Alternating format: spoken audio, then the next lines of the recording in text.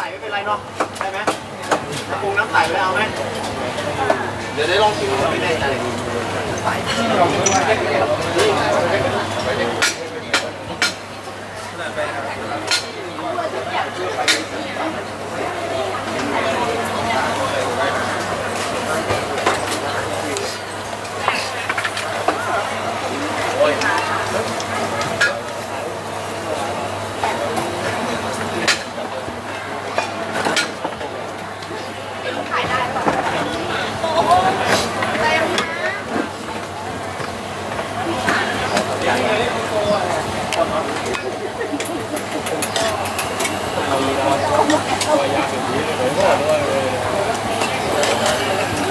ใตะแพงไอ้เนี่ยกินเลยเด้อ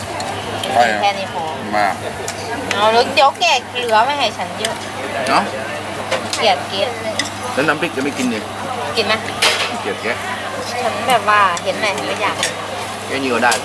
น้ำพริกมันไม่มี น่ารักนะ เก็บเก็บถือเลยกิน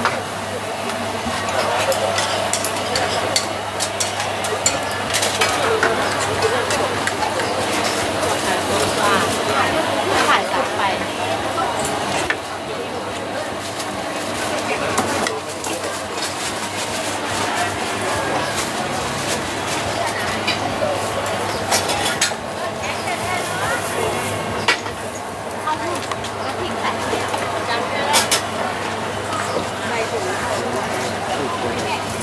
กลับแล้วเนี่ย มุมปาก ก